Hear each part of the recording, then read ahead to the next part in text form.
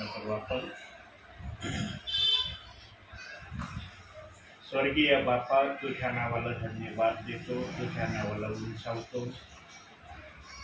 स्वर्गीय बापा, आज शास्त्रीनगर या ठिकाणी तू पाचरणे परिवाराची भेट घेत आहे. माझ्या बापा, माझ्या ध्यानीमनी नसताना माझ्या बापा तू आपल्या दासाला दाखवलं संध्याकाळी. आणि स्वर्गीय बापा, तुझ्या दासाच्या मनामध्ये दुसऱ्या ठिकाणी जाण्याचा विचार चाललेला होता, परंतु माझ्या विचाराला प्रभू तू मान्य केलं नाही. तुम्हाला दाखवलं की मला आज कोणत्या ठिकाणी गेलं पाहिजे आणि त्याच ठिकाणी तुझा दास तुझ्या नावाने या समायला आलेला आहे. स्वर्गीय बापा, प्रार्थना करतो आजची संपूर्ण भक्ती तुझ्या पवित्र हातात घे. माझ्या बापा, आपल्या दासाला पण तू आपल्या हातात घे. तुझ्या इच्छेप्रमाणे स्वर्गीच्या देवा या ठिकाणी सर्व काही तू कर अशी मी तुला विनंती करतो. तुझी कृपा आणि दया या परिवारावर सतत आणि सतत आहे, यासाठी मी तुझे आभार मानतो. स्वर्गीय बापा, स्वर्ग सोडून तू आज या घरामध्ये आपल्या सेवकाच्या द्वारे उतरून आलेला आहे. ही तुझी सर्वात मोठी महानता आहे माझ्या बापा, की तू आजही आपल्या विश्वासणाऱ्यांच्या गाठी भेटी सेवकांच्या द्वारे घेत आहे. स्वर्गीच्या देवा, आजच्या संपूर्ण भक्तीचा तू अध्यक्ष हो आणि आपल्या दासाला आपल्या इच्छेप्रमाणे चालव अशी प्रार्थना करतो. इथपर्यंत आमच्या बरोबर आहे, यासाठी धन्यवाद. मान सन्मान गौरव सर्व माझ्या बापा मी तुला देतो. धन्यता आणणारा प्रदेश याचा प्रिय आणि गोड नावानं मागतो म्हणून तो ऐक माझ्या बापा. आमेन. प्रियांनो, अंतिम समयाचे निरोपे देव बाप्पाने देवाच्या दासांना केले. शेवटचा निरोप प्रभूच्या मनामध्ये जे आहे ते ज्या परिवारांना, ज्या विश्वासणाऱ्यांना ऐकायची संधी देवबाप देईल ते प्रियजन अतिशय धन्य, अतिशय ते प्रियजन आशीर्वादित. कारण त्या प्रियजनांच्या द्वारे प्रभू आज आपल्या सेवकाच्या द्वारे त्या ठिकाणी उंच होतो. सांगा, मी जर नसतो आलो या ठिकाणी तुम्हाला देवबाप्पाचं वचन आजच्या समयाला ऐकायला भेटलं असतं. म्हणून देवबाप कमी घटी ओळखणारा आहे. परंतु प्रियांनो, अंतिम समयामध्ये सेवकांना देखील तो आदर, महिमा, सन्मान काही ठिकाणी मिळत नाही, ज्या ठिकाणी मिळण्याची अपेक्षा प्रभू करतो. प्रियांनो, जे मनाने चालण्याचा प्रयत्न करतात ना, त्यांना कधीच प्रभूची इच्छा पूर्ण करता येणार नाही. पण जे प्रभूच्या इच्छेने चालतात त्यांना प्रभूची इच्छा पूर्ण करता येणार. प्रियांनो, होतं माहिती तुम्हाला मी येणार आहे? होती कल्पना? होतं का माहिती पगारी पास्टरांना की आज तुमच्या घरामध्ये तुम्ही काय काम केले दिवसभर? मला कल्पना नव्हती, प्रभूला कल्पना नव्हती. प्रभूने ते पाहिलं, प्रत्येक क्षणाला पाहिलं तुम्हाला दिवसभरामध्ये. प्रभूला माहीत असतानाही प्रभूने मला या ठिकाणी आणलं. माझ्या डोक्यामध्ये आज भिंगरमध्ये जाण्याचा विचार होता की आज मी भिंगरला जवळच्या जवळ प्रार्थनेला जाईल आणि लवकर घरी परत येईल. पण देवबाप म्हणलं, तुझ्या विचाराने मी नाही चालणार, माझ्या विचाराने तुला चालावं लागेल. तू जे ठरवीत आहेस आपल्या मनामध्ये त्या प्रकारे मी करायला तयार नाही.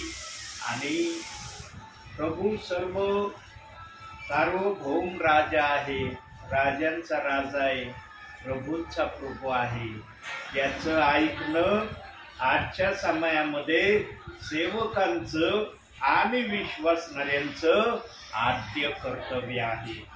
आणि जे प्रियजन अशा प्रक्रियेमध्ये प्रभूला दिसतात, त्या ठिकाणी प्रभू जायला कधीच विलंब करत नाही, उशीरही लावत नाही. प्रियांनो, तुम्हाला जरी या समयाचं महत्व, या समयाचं मोल आता जरी कळलं नाही ना, पण जेव्हा प्रभूच्या दरबारामध्ये तुम्ही असणार आहात, त्यावेळेला प्रभूची इच्छा असेल तर प्रभू जे मी आता तुम्हाला सांगणार आहे हेच वाक्य प्रभू तुम्हाला रिपिटेशन मध्ये ऐकविल. प्रभू हे म्हणन की माझा दास जे पृथ्वीवर सांगत होता, बोलत होता, 101% माझ्या आत्म्यातून बोलत होता. प्रियांनो, तुमच्यासारखे धन्य आणि तुमच्यासारखे आशीर्वादित कोणी नाही. शारीरिक पण आशीर्वाद देवबाप देईल आणि आत्मिक पण आशीर्वाद देईल, पण प्रभूची 1 आणि 8 आणि शर्त त्या माग आहे. काय 8 आणि शर्त आहे प्रभूची त्या माग? तुम्ही जे जे ऐकत आहात त्याप्रमाणे करण्याचा प्रयत्न करायचा. होईल तेवढा प्रयत्न करायचा, शक्य होईल तेवढं करण्याचा प्रयत्न करायचा. बाकीच्या गोष्टी प्रभूवर सोडून द्यायच्या. यांना आज बऱ्याच ठिकाणी देवाच्या मंदिरामध्ये वचन ऐकलं जातं, पण त्याप्रमाणे वागलं जात नाही. जोपर्यंत चर्च मध्ये आहेत तोपर्यंत विश्वासणाऱ्याला वाटतं मी सर्व काही इथं करत आहे, पण चर्चच्या बाहेर निघलं की विश्वासणारा आपल्या मनाच्या इच्छेने वागतोय, मनाच्या इच्छेला येईल तसं करतोय. चर्च मध्ये जे ऐकवलं जातं ते करण्याचा फार थोडे प्रियजन आजच्या समयामध्ये प्रयत्न करत आहे. आणि जे अशा प्रयत्नामध्ये असतील त्यांची देवबाप आठवण केल्याशिवाय राहणार नाही. यांनो, जो पण व्यक्ती जगामध्ये आलेला आहे प्रभूच्या इच्छेने, त्या व्यक्तीने जर आपल्या भावी जीवनामध्ये प्रभूच्या इच्छेप्रमाणे सर्व काही केलं ना, त्या व्यक्तीसारखा आशीर्वादित, त्या व्यक्तीसारखा धन्य कुणी नाही. पण ही सर्वांना संधी नाही, सर्वजण या संधीमध्ये उतरणार नाही. कारण काही प्रियजनांसमोर जगाचा मोह त्यांना प्रभूपेक्षा जगातल्या गोष्टीकडे जास्त आकर्षित करतोय. आणि ज्यांना जगाच्या गोष्टीकडे आकर्षित करण्याचा प्रयत्न करतोय तो प्रभू नाही. तो प्रभू नाही. जगाच्या गोष्टीकडे आकर्षित करणारा प्रभू नाही. तो कोण आहे? वचनातून बघू आपण आता. याकोबाचं पत्र 4था अध्याय आणि 4थंच वचन.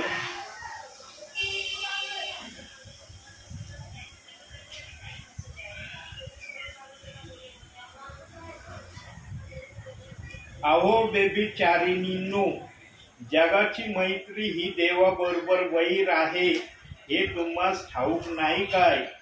जो कोणी जगाचा मित्र होण्यास पाहतो तो देवाचा वैरी झाला आहे. म्हणून देवाचं वचन सांगतं, सैतानाला अडवा म्हणजे तो तुम्हापासून पळून जाईल.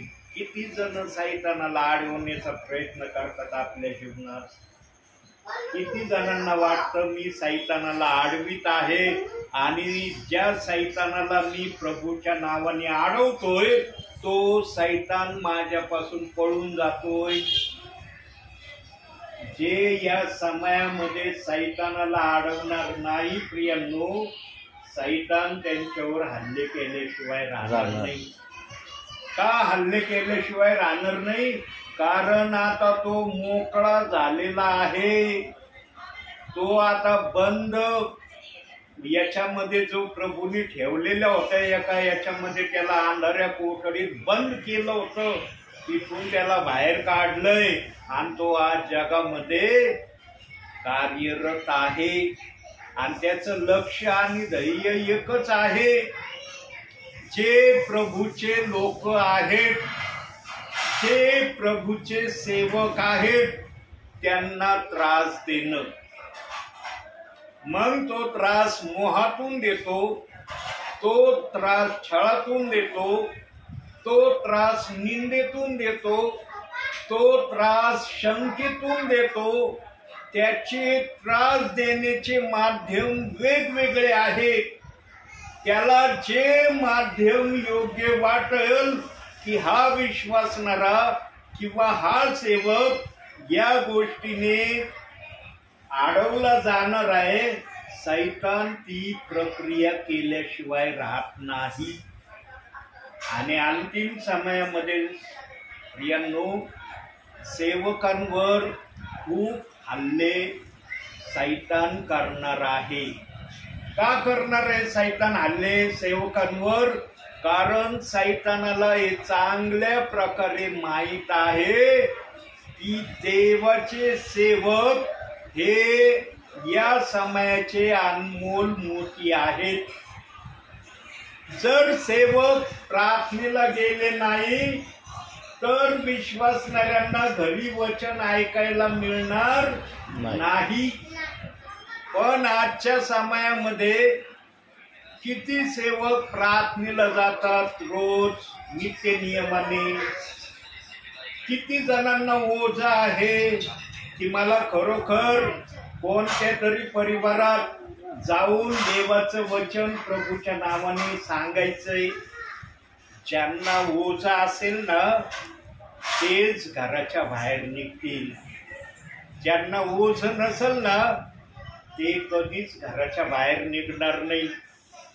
मग ज्यांना ओझ नाही ना त्यांना फक्त रविवारच्या दिवशी आठवण येईल. रविवारच्या दिवशी मात्र कुठला अलगजरीपणा करायचा नाही, मग तो सेवक असो या विश्वासणारा असो. पण आजच्या समयात असे काही परिवार आहेत, असे काही सेवक आहेत की ते नित्य नियमाने सेवेला बाहेर जात आहेत आणि सेवा करत आहेत. प्रियांनो, सेवकांवर हल्ले होणं ही काही नवीन बाब नाही. आताच मी तुमच्या घरात एंट्री करण्या अगोदर रस्त्याने देवबाप्पांनी मला एक शब्द दाखवला आणि तो शब्द ब्रदरांना वाचून दाखवला मी. तो शब्द आपण परत वाचूया, कारण तो शब्द अतिशय महत्वाचा शब्द देवबाप्पांनी मला दाखवला. प्रगटीकरण 6 अध्याय 9, 10, 11 3 वचन वाचतो आपल्यासाठी. तेव्हा त्याने 5वा शिक्का फोडिला, तेव्हा मी वेदी खाली आत्मे पाहिले. ते आत्मे देवाच्या वचनामुळे व त्यांनी जी साक्ष पटविली होती तीच मुळे जीवे मारलेल्या लोकांचे होते. ते मोठ्याने ओरडून म्हणाले, हे प्रभू, जो तू पवित्र व सत्य आहेस, तो तू न्याय निवाडा करीत नाहीस आणि पृथ्वीवर राहणाऱ्या जनापासून आमच्या रक्ताचा सूड घेत नाहीस. हे किती वेळ चालणार? तेव्हा त्या प्रत्येकास एक एक शुभ्र धागा देण्यात आला आणि त्यास असे सांगण्यात आले की तुमचे सोबतीचे दास, तुमचे बंधू तुम्हा सारखे जीवे मारले जाणार. त्यांची संख्या पूर्ण होईपर्यंत तुम्ही आणखी थोडा वेळ स्वस्थ राहा. यांनो, जे आत्मे छळामुळं, त्रासामुळं, निंदेमुळं किंवा आणखी कोणत्या प्रकारे त्यांनी त्यांचा घात झाला आणि ते या पृथ्वीवर नेले, ते आत्मे कबरीतून ओरडले, प्रभू कर. प्रभूकडे त्यांनी मागणी केली, प्रभू तुझ्या सेवेमुळं आमचा छळ झाला, छळच नाही तर आम्हाला तुझ्या सेवेमुळं मारावं लागलं, आम्ही तुझ्या सेवेखातीर आपला प्राण अर्पिला, ज्या लोकांनी आम्हाला या पृथ्वीवर मारलं, आमचा घात केला, आमच्या विरोधात त्यांनी षडयंत्र रचून ते षडयंत्र त्यांनी पूर्ण केले, त्या लोकांचा तू सूड कधी घेशील? बघा, कबरेमध्ये असलेले आत्मे प्रभू परमेश्वराकर ओरड केली. आता जरा तुम्हाला जरा फोडून सांगतोय, कबरेचं थोडस फोडतो मी. खाली जमिनीमध्ये कबर असते ना, त्याच्यामध्ये ते शरीर असतं ना, तो मेलेला आहे त्याचं. आता तो त्या कबरीमध्ये मातीने ढाकलेला आहे, त्याला पूर्ण पेटीमध्ये बंद असेल तो. त्या पेटीमध्ये त्यांनी मुखातून शब्द काढले, पण त्या पेटीच्या आतले शब्द थेट स्वर्गामध्ये गेले. स्वर्ग का जवळ आहे का? गेले का आजपर्यंत कुणी स्वर्गापर्यंत? या पृथ्वीवर अनेक तऱ्हेचे निरनिराळे यान वर पाठवण्यात आले, अनेक ग्रहावर यान पाठवण्यात येत आहेत आजही. पण असं ऐकलं का की स्वर्गामध्ये पण यान गेलंय? ऐकलं का आम्ही आतापर्यंत? ऐकलंय की अशा अमुक देशाने यान बनवलंय, ते डायरेक्ट स्वर्गात गेलंय? यांनो, स्वर्ग अशा ठिकाणी प्रभूने निर्माण केलेला आहे की मनुष्याची पडछाई तर काय, पण मनुष्याला त्या ठिकाणाचे ठाव लागणार नाही, अशा ठिकाणी प्रभूने स्वर्ग बनवलेला आहे. तिथं फक्त प्रभूच्या सांगण्यानेच मनुष्य स्वर्गात जाणार आहे. आणि तिथं जाण्यासाठी प्रथम पेत्राला भेटावं लागणार आहे, कारण स्वर्गाच्या दरवाज्यावर पेत्र उभा आहे. वचन सांगतं ना की पेत्र स्वर्गाच्या दरवाज्यावर उभा आहे. बघा, प्रभूंनी वर अंतराळामध्ये स्वर्ग अशा ठिकाणी ठेवलेला आहे की त्या ठिकाणी मनुष्य कदापि जाऊ शकणार नाही. मनुष्याने शर्थीचे प्रयत्न केले तरी त्याला स्वर्गामध्ये जाता येणार नाही. किती आमचा प्रभू ग्रेट आहे. त्याने जे स्थान बनवलेलं आहे त्या स्थानामध्ये त्याच्या इच्छेशिवाय मनुष्य आत एंट्री करू शकत नाही. मनुष्याच्या बुद्धीने ठरवलं ना मला स्वर्गात जायचंय, त्याला त्याच्या बुद्धीने कदापि स्वर्गात जाता येणार नाही, असं प्रतिबंध देव बाप्पांनी केलेलं आहे. पण अशा तऱ्हेचं वचन बायबलमध्ये प्रभूने दिलेलं नाही. पण तो आपल्या मनातल्या गोष्टी अंतिम समयामध्ये सेवकाच्या मुखातून सांगणार आहे. हे मी नेहमी वारंवार जे बोलतो ना त्याप्रमाणे बघा, आता कबरेमध्ये असलेले जे आत्मे प्रभूच्या नावामुळं मारले गेले, कबरेमध्ये ते विश्रांती घेत आहेत, ते आत्मे ओरडले आणि ते कबरेमध्ये ओरडले. पण त्यांचा ओरडण्याचा आवाज स्वर्गामध्ये गेला, थेट प्रभूच्या राजासनापर्यंत तो शब्द गेला. कसं वाटतं प्रियांनो? आज मी या ठिकाणी संदेश देत आहे ना, देतोय ना संदेश. मी जर या ठिकाणी बोलतोय तर मला सांगता येईल का हे तुमचं जे पहिलं टर्निंगचा पॉइंट आहे तिथपर्यंत माझा आवाज जातोय? नाही. म्हणता येईल तुम्हाला की ब्रदर तुमचा त्या टर्निंग पर्यंत आवाज जातोय? म्हणता येईल? नाही म्हणता येणार ना. पण बघा, स्वर्गामध्ये या कबरेमध्ये असलेल्या व्यक्तींचा आवाज गेला. त्या स्वर्गाचा ठाव ठिकाणा मनुष्याला माहिती नाही. फक्त एवढं माहिती आहे की वर स्वर्ग आहे, पण ते कुठं आहे कोणालाच माहिती नाही. देव बाप्पाने आतापर्यंत प्रगटच केलं नाही की स्वर्ग मी या ठिकाणी ठेवलेला आहे. म्हणून बायबल सांगतं प्रभूंनी काही गोष्टी गुप्त ठेवल्यात, त्या माणसाला प्रभूंनी कळवल्या नाही. पण काही गुप्त गोष्टी अशा आहेत की त्या प्रभूला या समयामध्ये कळवणं योग्य वाटत आहे. जे प्रभूला योग्य वाटत असेल ते तुम्ही ऐकणार आहात. जे प्रभूला योग्य वाटणार नाही ते कदापि तुम्हाला ऐकवलं जाणार नाही. आता मी जरी प्रभूच्या नावाने बोलतोय, मला माहिती आहे का वैयक्तिकरित्या स्वर्ग कुठे आहे? म्हणता येईल का की मी प्रभूचा दास आहे, मला माहिती आहे स्वर्ग कुठे आहे, एवढं मी म्हणू शकतो वर स्वर्ग आहे. पण एक्झॅक्टली मला सांगता येईल का की याच ठिकाणी स्वर्ग आहे म्हणून? नाही. यांनो, ही बात देव बाप्पाने अखिल पृथ्वीवरच्या लोकांपासून गुप्त ठेवलेली आहे.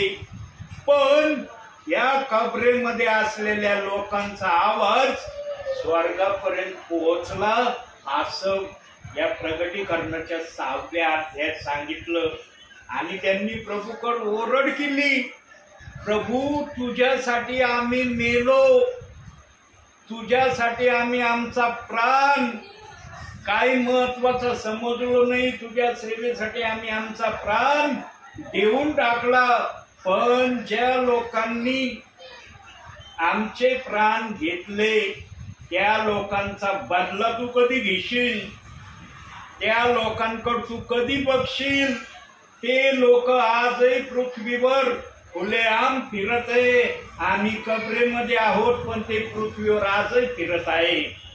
आणि जर त्या प्रियजनांचा सूड नाही घेतला तू तर ते आशा दासांना अनेक मारतील.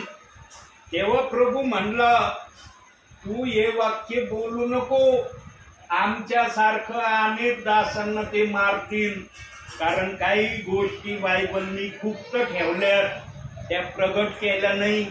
आता हे कबरेमध्ये असलेले म्हणलेच असतील प्रभूला, आम्ही जसं मेलो तसे अनेक जण मारले जातील. तेव्हा प्रभू म्हणला त्यांना, काय म्हणला? अहो तुम्ही हे पुढचं नका सांगू, पुढचं मी तुम्हाला सांगतो. तुमच्यासारखे दास लोक बंधुजन मारले जाणार आहेत आणि त्यांचा आकडा मी ठरवलेला आहे. त्या ठरवलेल्या आकड्यापर्यंत या पृथ्वीवरचे सेवक आणि बंधुजन मारले जाणार आहेत. आता ते कोण मारले जाणार आहेत हे कोणाला सांगता येणार नाही. प्रभूने ते नाव प्रकट केलेले नाही. पण ज्यांच्यावर ही प्रक्रिया येईल, बंधुजनांवर, सेवकांवर, ते प्रियजन कोण आहेत माहिती का? त्यांना काय नाव आहे माहिती? प्रभूच्या दरबारामध्ये प्रभू त्यांना कोणत्या नावाने ओळखतो? त्यांचं नाव अतिशय महान नाव आहे प्रियांनो. त्यांना काय नाव दिलेलं आहे प्रभूंनी? रक्त साक्षी. कारण यांनी आपल्या रक्ताची किंमत माझ्या समोर काहीच गणली नाही. बघा, कुणाला मारलं तर त्याच्या शरीरातून रक्त येतं का नाही बाहेर? कोणता व्यक्ती मरत असताना पाहिलं का की त्याच्या शरीरातून रक्त नाही निघलं आणि तो असाच मेला? हा हार्ट अटॅक वगैरे आला तर तो भाग वेगळा आहे, हार्ट अटॅक येणं तो भाग वेगळा आहे. पण एखाद्याने जर वार केले किंवा पिस्तुलीने घात करण्याचा प्रयत्न केला, गोळी जर लागली त्याला, तर त्या ठिकाणातून रक्त बाहेर येतं का नाही? ते रक्त त्यांच्यासाठी रक्त साक्षी बनतं. यांनी प्रभूसाठी आपल्या शरीरातलं रक्त वाहू दिलं. आणि जे रक्त साक्षी बांधतात प्रियांनो, त्यांचा न्याय होत नाही असं बायबल सांगतं. तसा शब्द या ठिकाणी वर्णिलेला नाही. प्रभूंनी तसा शब्द दाखवला नाही की रक्त साक्षी असलेल्यांचा न्याय होत नाही म्हणून हे विधान लिहिलेलं नाही. पण जर पवित्र आत्मा हे विधान माझ्या मुखातून बोलतोय तर त्या प्रियजनांचा न्याय होणार नाही. ते डायरेक्ट जीवनाच्या झाडावरचं फळ खाण्यासाठी जातील आणि त्यांच्या डोक्यामध्ये जो मुकुट देव बाप्पांनी तयार केलेला आहे तो मुकुट त्यांना घातला जाणार आहे. तो काही एकांती घातला नाही जाणार मुकुट. हजारो सेवक, हजारो विश्वासणाऱ्यांच्या समवेत त्यांच्या डोक्यावर मुकुट घातला जाईल आणि जीवनाच्या झाडाचं फळ खायला ते जातील. यांनो, रक्त साक्षी होणं इतकं सोपं नाही.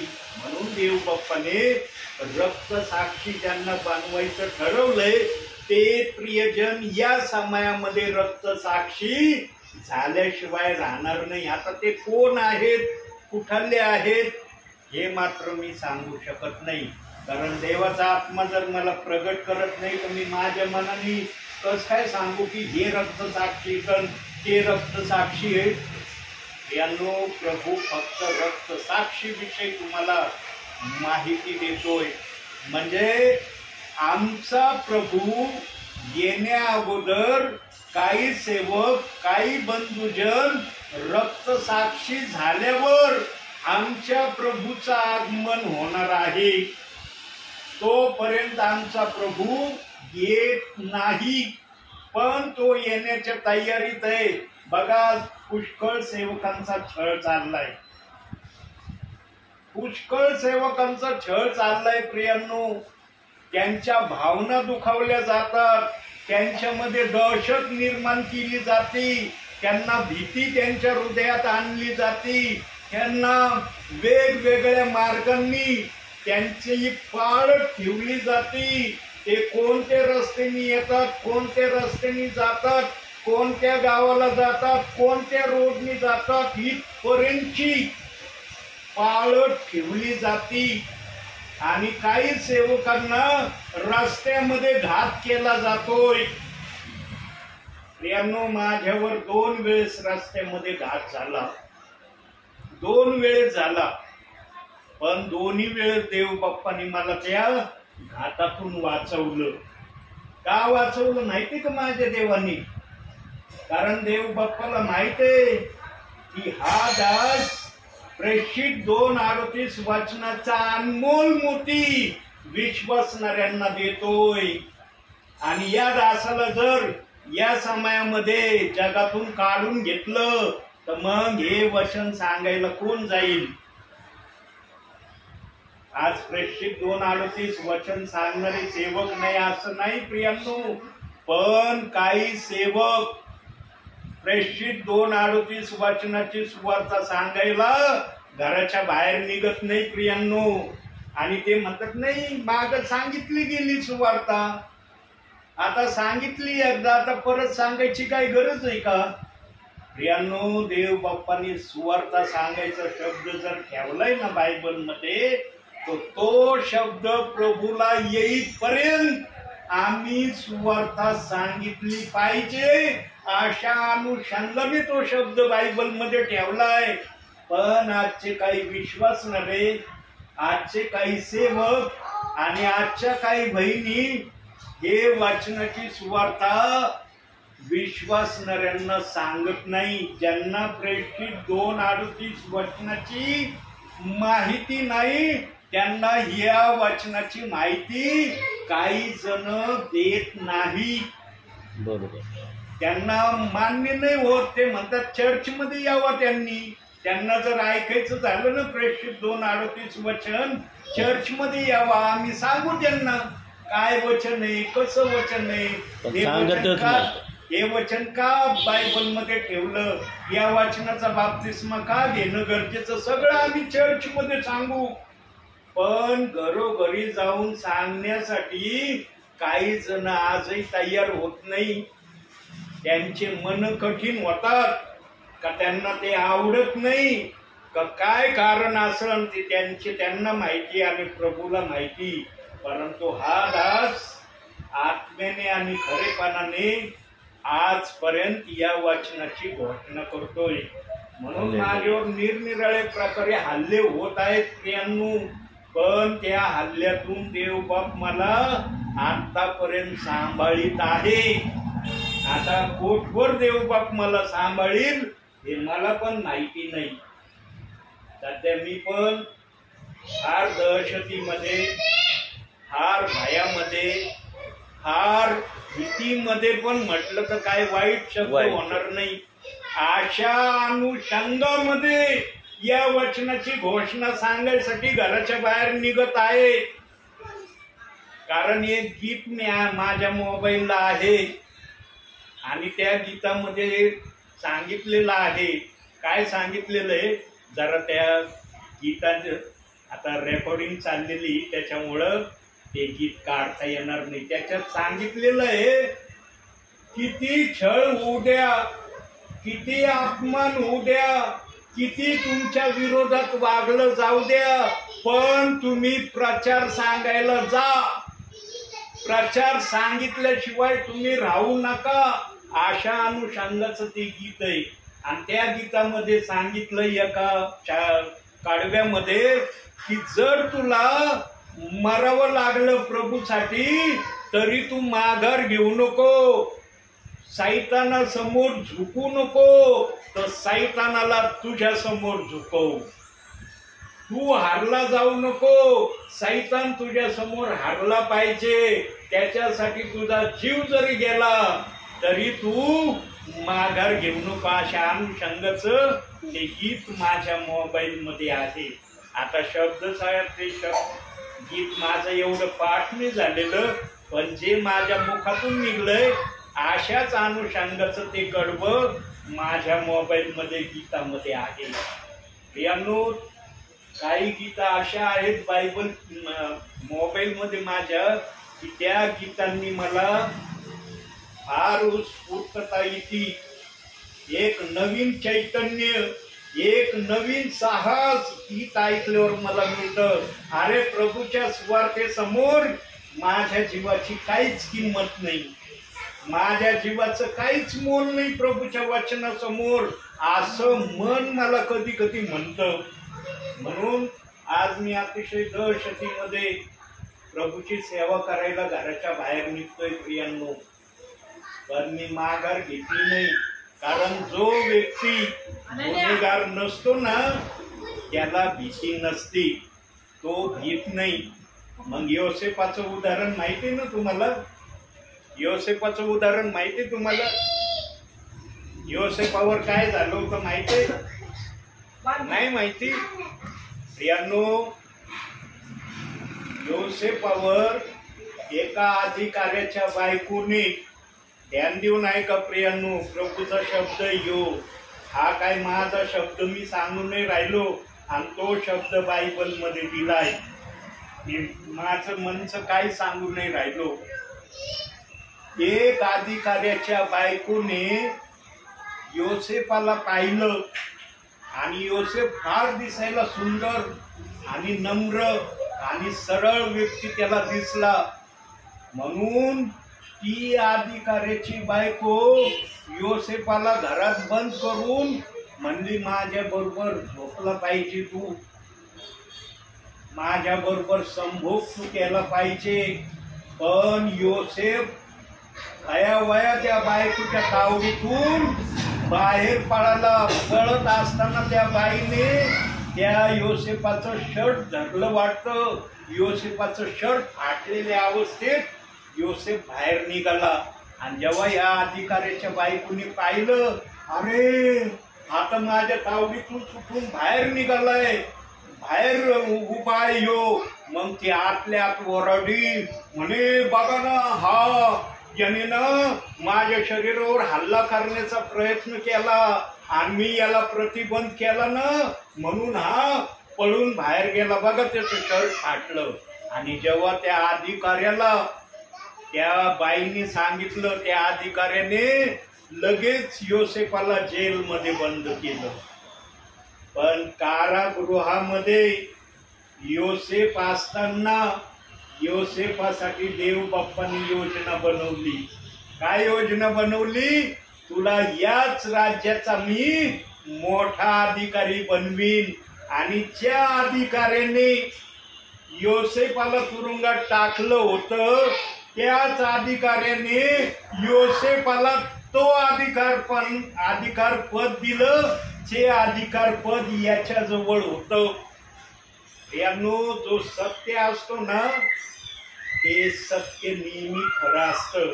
म्हणून मी नेहमी तुम्हाला सांगत असतो, खरं कधी लपत नाही, खरं कधी खोटं बोलत नाही आणि खरं प्रकट झाल्याशिवाय राहत नाही. हे मी नेहमी तुम्हाला सांगतो. योसेफ सत्य होता म्हणून योसेफाला कारागृहातून त्याला मंत्री बनवण्यात आले. यांनो आता योसेफाची बरोबरी आजचे सेवक करू शकत नाही. योसेफाच्या पायाच्या खालची धूळ देखील आजचा सेवक नाही. परंतु सेवकाला योसेफासारखंच करण्याचा प्रयत्न मात्र सेवक करू शकतो का नाही?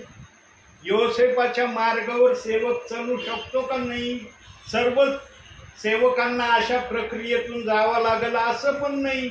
निरनिराळ्या प्रक्रियेतून जो सेवक जाईल, जो सेवक निरनिराळे छळ, अपमान, निंदा हे सहन करील, त्या सेवकाला देव बाप्पाकडून बक्षीस मिळाल्याशिवाय राहणार नाही. यांनो आज माझ्यावर, आता मी माझं एक मिनिटामध्ये बोलतो माझ्याविषयी, स्वतःविषयी. सध्या मी पण फार दहशतीमध्ये आहे.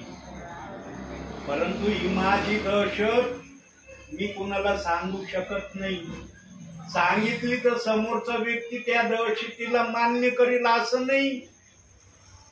त्या दहशतीला ऐकून तो उलट मलाच काहीतरी दुसराचा काय शिकवण्याचा प्रयत्न करल की तुमचं डोकंच भ्रष्ट आहे, तुमची बुद्धीच काम नाही करत, किंवा तुमच्या डोक्यातच काहीतरी फरक झालाय.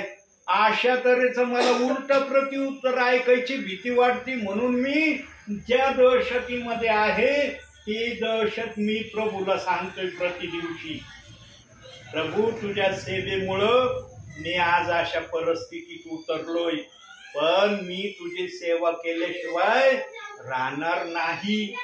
मरेपर्यंत तुझी सेवा करीन. हे जे तुला वचन मी ज्या दिवशी विश्वास ठेवलाय त्या दिवशी मी प्रभूला सांगितलंय. बघा माझा विश्वास, ज्या दिवशी मी प्रभूत आलो 27 ऑक्टोबर 1982 साली संध्याकाळी 6च्या नंतर मी देव बाप्पाला शब्द दिलाय. तेव्हा तर मला बायबल काय माहीतही नव्हतं की बायबल मध्ये असं लिहिलंय म्हणून हे माहिती नव्हतं. काय शब्द दिलाय? मरेपर्यंत मी तुझी सेवा करीन आणि जीवात जीव आहे तोपर्यंत तुझ्या नावाला धन्यवाद देईन. हे शब्द मी ज्या दिवशी प्रभूवर विश्वास ठेवला आणि प्रभू समोर मी माझं मनोगत व्यक्त केलं तेव्हा मला प्रार्थना येत नव्हती. की प्रार्थना कशी असते ते माहिती नव्हतं मला. पण मी असं जसं आपण बोलतोच ना अशा प्रकारे प्रभूशी बोललो आणि प्रभूला म्हणलं तू मला मरणातून वाचवलंय ना, मी मरेपर्यंत तुझी सेवा करीन आणि मरेपर्यंत तुझ्या नावाला धन्यवाद देईन. ते शब्द बघा 82 सालाचे शब्द देव बाप मला आज आठवून देतोय. किती वर्ष झाले? 82 ते 2024. बघा कोणत्या समयात काय शब्द बोललो ते शब्द आज माझ्या मुखातून देव बाप प्रगट करतोय आपल्या समोर. यांनो सेवा करणं इतकं सोपं नाहीये. विश्वासणाऱ्यांना वाटतं अरे काय नाही सेवक आहे ते, यांना सेवा करण्याचं काम दिलंय म्हणून हे सेवा करतात. यांनो सेवेसारखं अवघड काम कोणतंच नाही.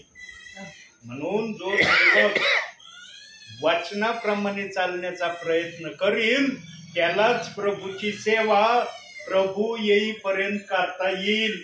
आणि त्याच्यामध्ये जो सेवक घरोघरी जाऊन देवाचं वचन विश्वासणाऱ्याला सांगेल त्या सेवकासारखा धन्य सेवक कुणी नाही.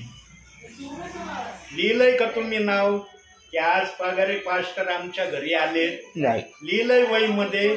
मी पण लिहिलं नाही, माझ्या पर्सनल वहीमध्ये नाही लिहिलं.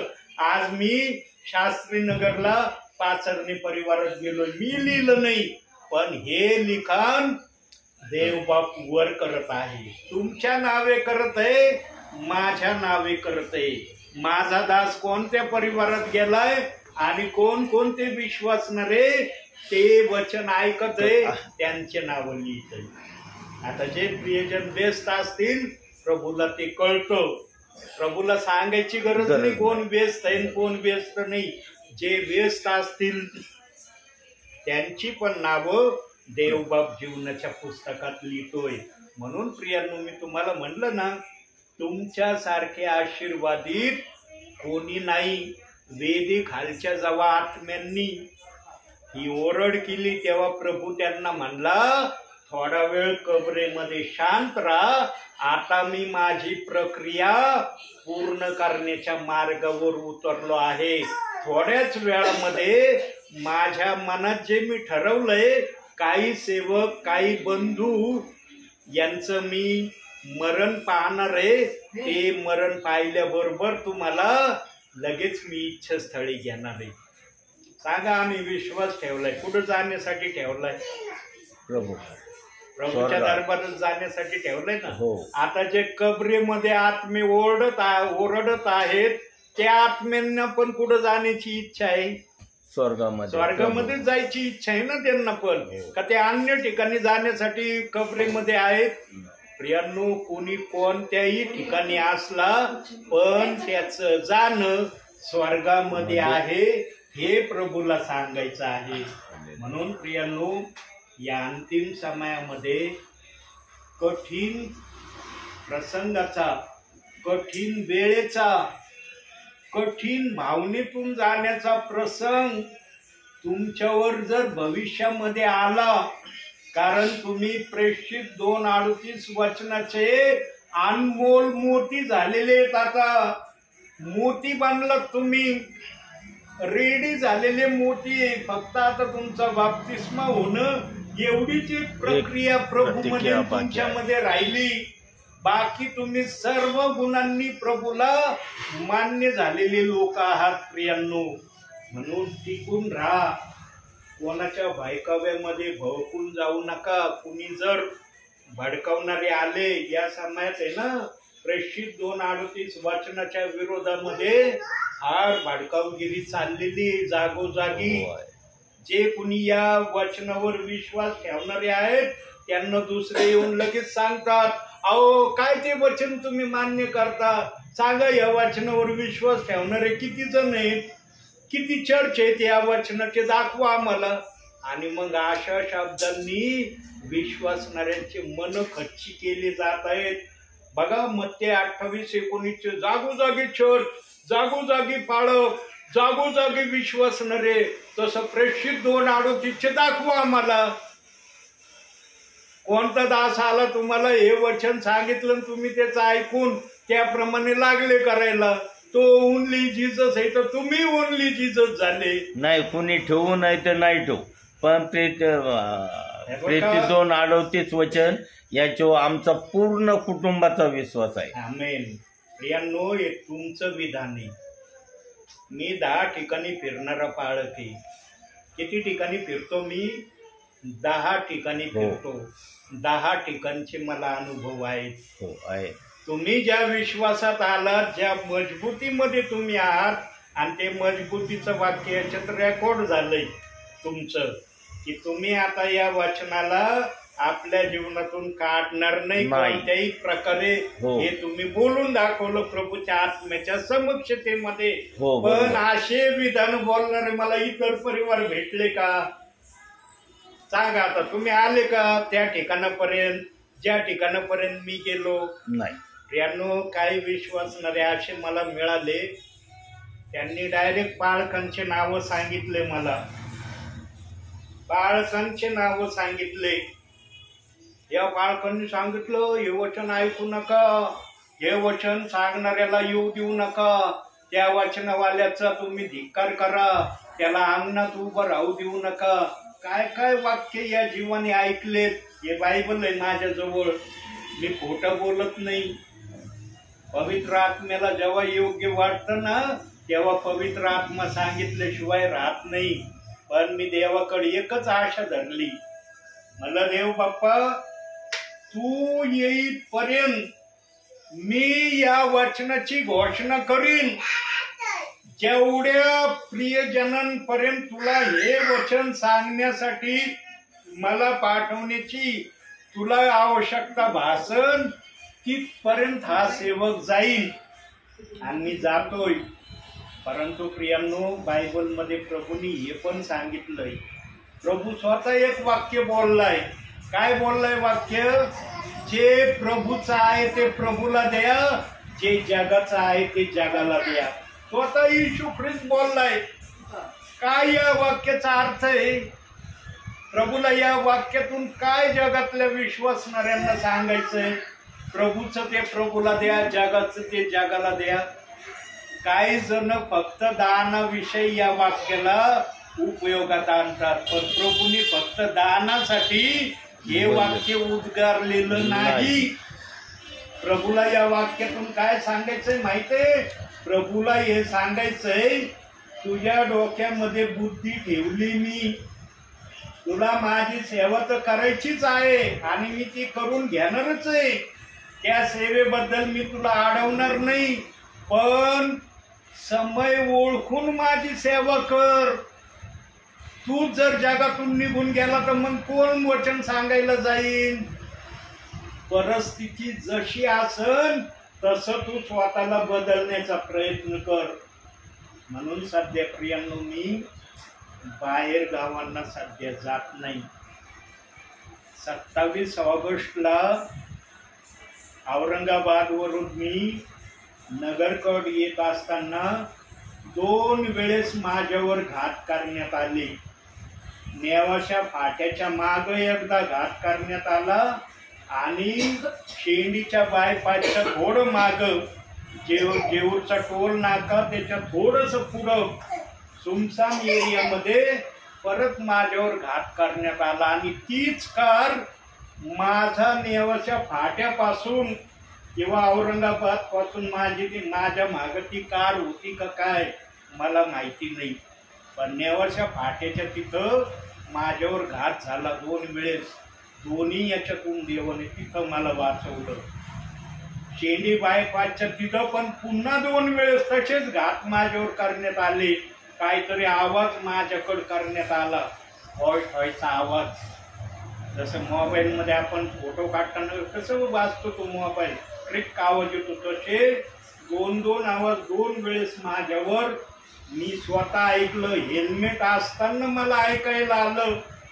मग विचार करा, हेल्मेट जर डोक्यात नसतं तर तो आवाज किती मोठा असेल. हेल्मेट असताना मला तो आवाज ऐकायला आला आणि जवळून माझ्यावर ते प्रहार करण्याचा प्रयत्न केला गेला.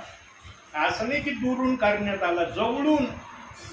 पण मी देवाचं वचन सांगून घरी चाललो होतो आणि वचनाप्रमाणे माझ्याबरोबर सेवेमध्ये दूत असतो याचा अनुभव देव बाप्पाने मला प्रगट केला. म्हणून जानकर म्हणतात, ख्रिस्ती जीवन हे बोलण्याचं जीवन नाही, अनुभव घेण्याचं जीवन आहे.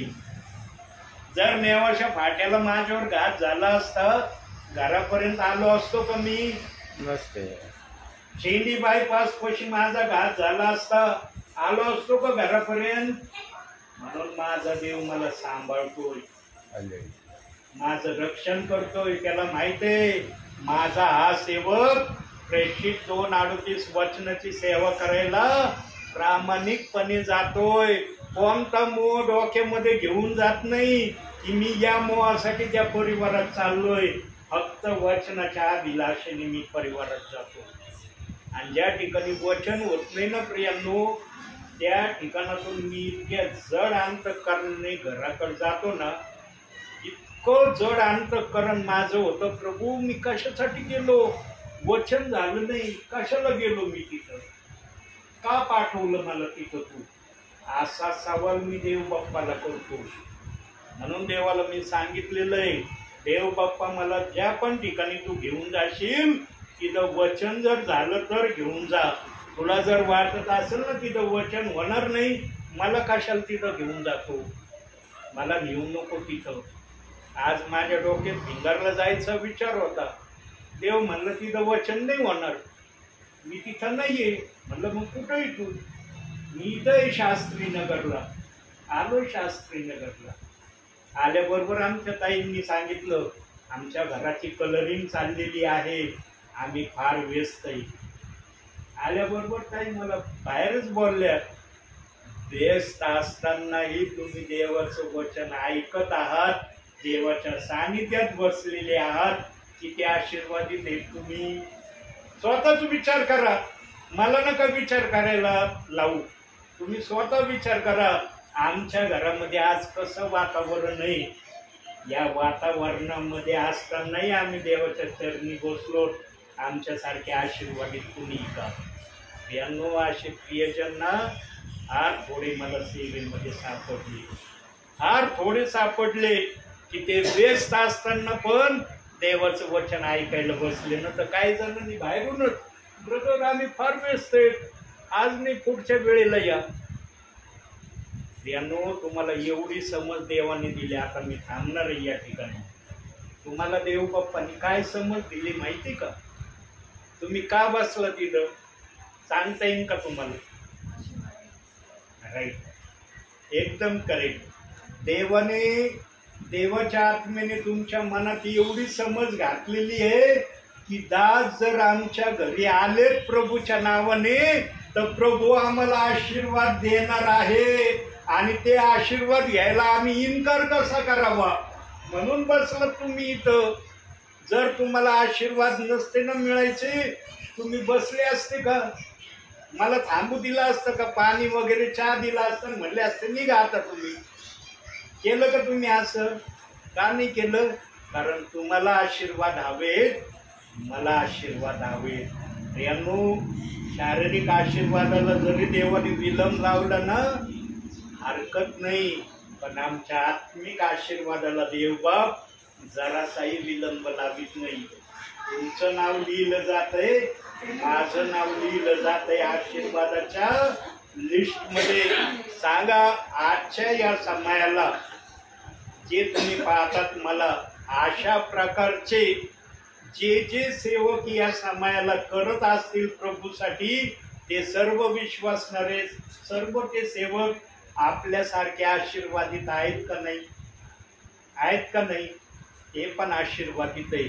आता तिसरी गोष्ट याच विचाराची, किती सेवक जे तुम्ही पाहतात, मी ऐकतोय, या प्रकारे सेवा करणारे आजच्या समयाला किती सेवक बाहेर आहेत? आजच्या समय नसतील जवळ. थोडे सेवक बाहेर निघले असतील, बहुसंख्य सेवक घरामध्ये असतील. घरामध्ये कोणी बायबल वाचन करीत असेल, कोणी प्रार्थना करत असेल, कोणी काय करत असेल सांगता येत नाही. पण जे बायबल वाचन प्रार्थना करत असतील ते प्रियजन प्रभूच्या नजरेत योग्य आहेत.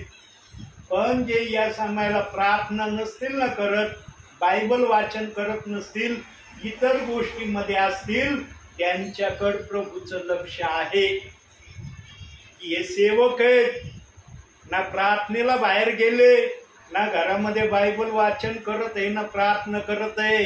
अन्य गोष्टीमध्ये जर ते असतील तर जरी मला पाहता येत नसलं शब्दशः, पण देव बाप पाहतोय का नाही त्यांना? म्हणून प्रियांनो तुम्हाला शेवटी एवढं सांगणं आहे, जो वेळ तुम्हाला फावला मिळेल तुमच्या या संसार प्रपंचामधून, भला 10 मिनिटाचा वेळ जरी तुम्हाला मिळाला ना, 10 मिनिटाचा, मी नाही म्हणत की 10 मिनिटाचा मिळावा, जास्त वेळेचा जर मिळाला तर 1 घंट्याचा जर वेळ मिळाला ना, अर्धा तास प्रभूला द्या, अर्धा तास तुम्ही इतरसाठी उपयोगात आणा. नेहमी प्रभूला देण्याची इच्छा ठेवा. बघा न्यायाच्या दिवशी तुम्हाला इतकं मोठं बक्षीस हजारो लोकांच्या समवेत, हजारो सेवकांच्या समवेत दिलं जाईल. हे जे शब्द मी बोलतोय ना, हे शब्द प्रभू तुम्हाला रिपिटेशन मध्ये ऐकवणार नाही. की माझा दास जे बोलला होता ना, तो आपल्या बुद्धीचा नाही बोलला, माझ्या आत्म्याचा शब्द बोलला आणि पवित्र आत्म्यातून सांगितलं होतं, आता माझ्या तोंडून ऐका. पृथ्वीवर या दासाच्या मुखातून ऐकलं होतं, आता माझ्या मुखातून स्वतः ऐका. हा शब्द तुम्हाला आवडणार नाही प्रभू बोललेला? म्हणतात का कशाला बोलला प्रभू?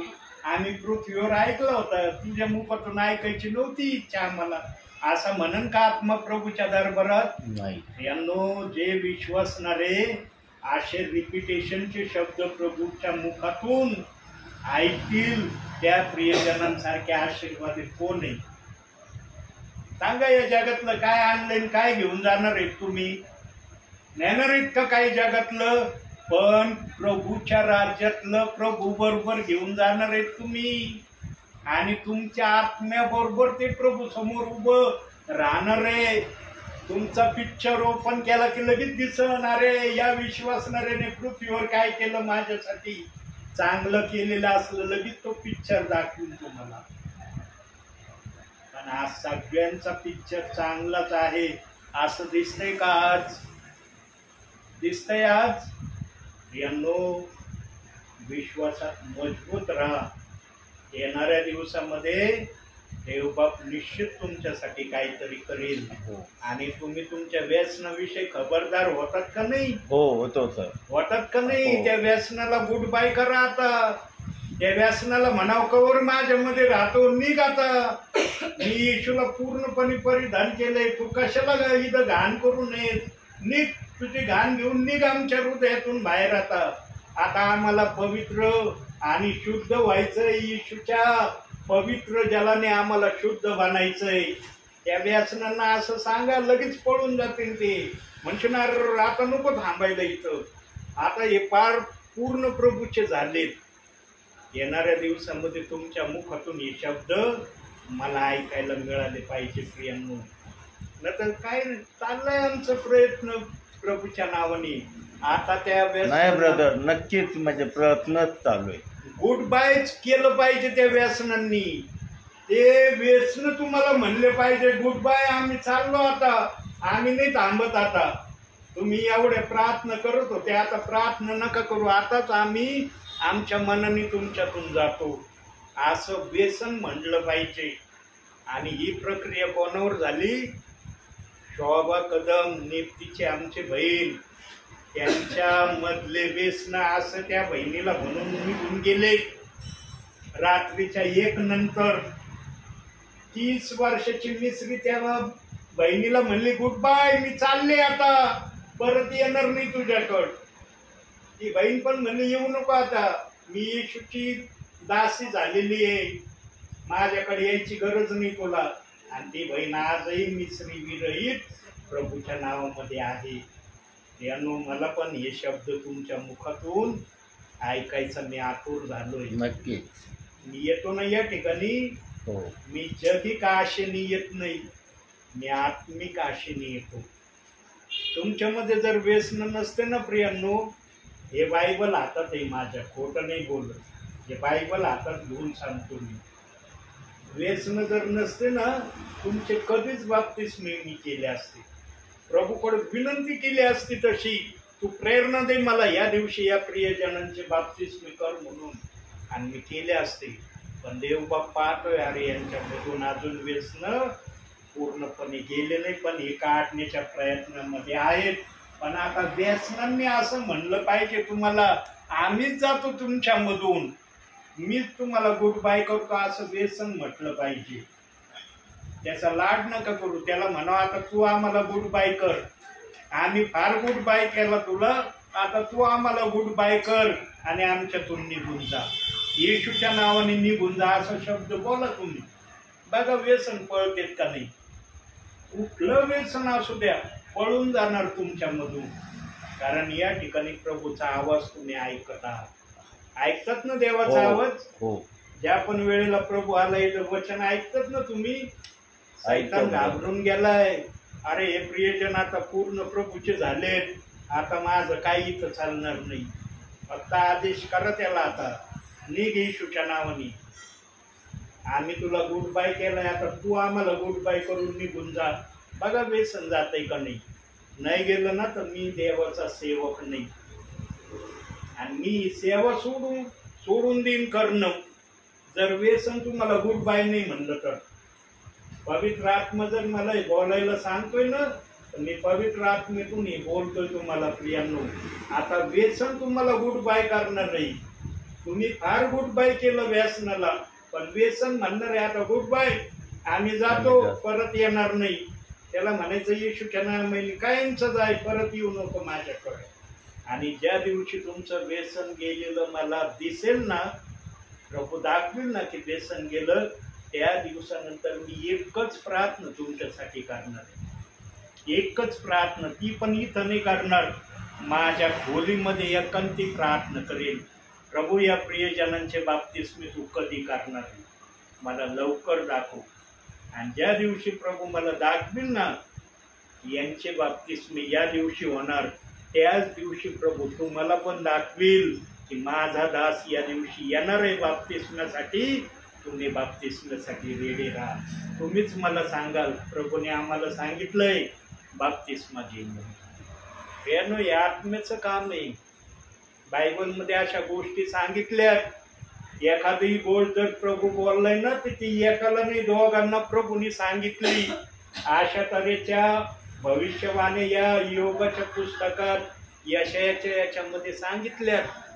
आता एक्झॅक्टली कोणत्या ठिकाणी कशा सांगितल्यात त्या इतक्या मला आठवत नाही, पण अशा गोष्टी सांगितल्यात. म्हणून मी सांगताना नेहमी काय म्हणतो, बायबल तुम्हाला 30% तरी कळलं पाहिजे.